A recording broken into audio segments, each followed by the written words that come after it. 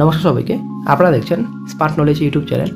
তো বন্ধুরা, food SI case বর্তমানে আপডেট কী রয়েছে, তো অনেকেই জানার চেষ্টা করছেন বর্তমানে, এবং অনেকে জানার জন্য বর্তমানে ওয়েটিংয়ে রয়েছেন।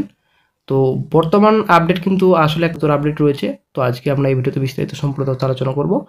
তো সঙ্গে থাকুন, ভিডিও শেষ পর্যন্ত দেখুন। চ্যানেল নতুন দর্শক অবশ্যই চ্যানেলটিকে সাবস্ক্রাইব করে দেবেন। সঙ্গে অনুসরণ করাবেন প্রতিনিয়ত যে কোনো সরকারি বেসরকারি সবার আগে চাকরি খবর আপডেট পাওয়ার জন্য।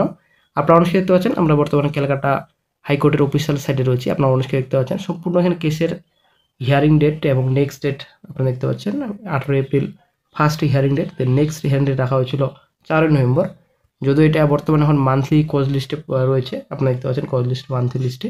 ডেইলি লিস্টেই তো শুনানি হচ্ছিল না, আবার মান্থলি লিস্টে করা হয়েছে। আসলে একটা খুব খারাপ ব্যাপার। এবং 4 নভেম্বরে প্রকাশিত হয়েছিল যেটা কজ লিস্ট, ঠিক আছে, মান্থলি যেটা কজ লিস্ট। তো সম্পূর্ণ এখানে ডিটেলস রয়েছে। তো তারপর চলে আসছি নেক্সট ডে। এখানে পিটিশনার অ্যাডভোকেট নেম আপনারা অনেকে দেখতে পাচ্ছেন অর্পণ দত্ত, অ্যাডভোকেট রয়েছে সিঞ্জিনী চক্রবর্তী। তারপর চলে আসছি নেক্সট ডে, 3টি কেস এখানে রয়েছে।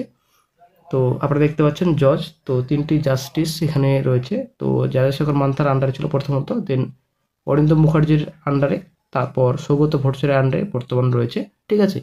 তো তারপর চলে আসছি নেক্সট ডে। তো তারপর 8-10 নেক্সট, এটা আপনাদের প্রিভিয়াস হিয়ারিং ডেট রাখা হয়েছিল, যদিও 8 তারিখে শুনানি হয়নি। 7-10-24 তারিখে হিয়ারিং ডেট রাখা হয়েছিল। তো বর্তমান যেটা আপডেট রয়েছে, তো এটা কিন্তু আসলে একটা খুব খারাপ ব্যাপার, খারাপ আপডেট রয়েছে।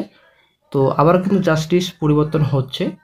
তো এটা বর্তমান যেটা আপডেট বর্তমানে পাওয়া যাচ্ছে, রাজশেখর মান্থার আন্ডারে প্রথমত ছিল, তারপর অরিন্দম মুখার্জি এবং সৌগত ভট্টাচার্যের আন্ডারে কিছুদিন কেস চলছিল, কিন্তু কিছুদিন কেস চলার পর হিয়ারিং কিন্তু হয়েছিল, ঠিক আছে।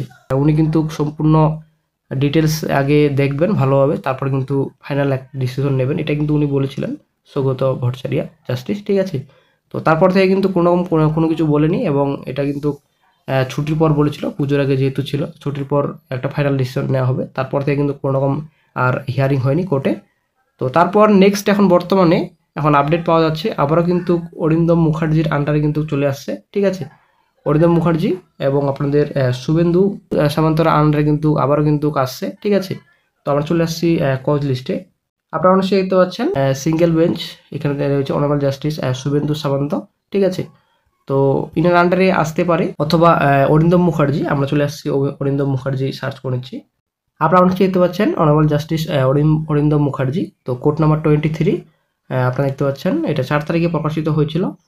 তো matters motion hearing under article 226 the constitution of India relating to service under group 6। তো বর্তমানে আন্ডার গ্রুপ 6-এ থাকবে, ঠিক আছে। তো ফুড এসআই কেস বর্তমানে দুজন জাস্টিস অরিন্দম মুখার্জি এবং সামন্ত, ঠিক আছে। তো এই দুজন জাস্টিসের মধ্যে একজনের আন্ডারে থাকবে। তো বন্ধুরা, আশা করি ক্লিয়ার, আশা করি আপনারা সকল তথ্য বুঝতে পেরেছেন। তো জাস্টিস কিন্তু পরিবর্তন হচ্ছে বর্তমানে আবারও। তো রাজশেখর মান্থার আন্ডারে যখন ছিল, যখন অরিন্দম মুখার্জির আন্ডারে আসছিল, তখন কিন্তু প্রচুর কিন্তু অসুবিধা হয়েছিল লিস্টেড করতে, কিন্তু আবার প্রচুর সমস্যা হচ্ছে। আবারও কিন্তু হয়তো টাকা পয়সার বর্তমানে দরকার পড়বে। তো রাজশেখর মান্থার আন্ডারে যখন ছিল, অরিন্দম মুখার্জির আন্ডারে যখন পরিবর্তন হয়, চেঞ্জ হয়, তো তখন কিন্তু কেসটিকে আবারও লিস্টেড করতে হয়েছিল। তো সেম কিন্তু একই কিন্তু আবার কিন্তু হচ্ছে। কেসটি কিন্তু তোলা যাচ্ছে না, উইথড্র করা যাচ্ছে না। এটা কিন্তু অনেকেই বলছেন যে কেসটিকে উইথড্র করা হোক। তো অনেকেই কিন্তু এটা বলেছেন, তো কেসটিকে তাড়াতাড়ি যেন উইথড্র করা হয়, উইথড্র করে যেন পিএসসি তাড়াতাড়ি যেন রেজাল্ট বের করে দেয়, এটা কিন্তু অনেকেই চাইছে। কিন্তু এটা করলে কিন্তু হেরে যাবে অনেকেই, ঠিক আছে। এটাও আবার দেখতে হবে, এটা যদি করে যে কেসটিকে যদি উইথড্র করে, তাহলে কিন্তু সরকারের কাছে হার মানতে হলো আমাদের সকলকে। তো আসলে বন্ধুরা, লড়তে হবে, অবশ্যই লড়াই করতে হবে, কিন্তু অনেকটা লেট হচ্ছে। এটা কিন্তু আসলে একটা খুবই খারাপ ব্যাপার। এরকম যদি কন্টিনিউ কেস চলতে থাকে, প্রচুর সময় লাগবে, এবং রেজাল্টও প্রকাশিত হবে না, এবং রি এক্সামও হবে না।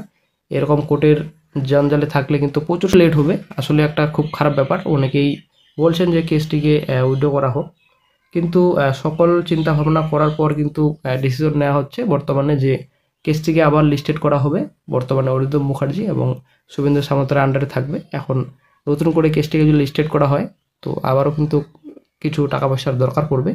তো দেখা যাক, নতুন আপডেট যখনই পাওয়া যাবে সঙ্গে সঙ্গে চ্যানেলে আপডেট দিয়ে দেওয়া হবে। আজকে এই তথ্যটি আপনাদের সঙ্গে শেয়ার করা ছিল। ভিডিওটি যদি ভালো লাগে লাইক শেয়ার কমেন্ট অবশ্যই করবেন। ভালো থাকবেন।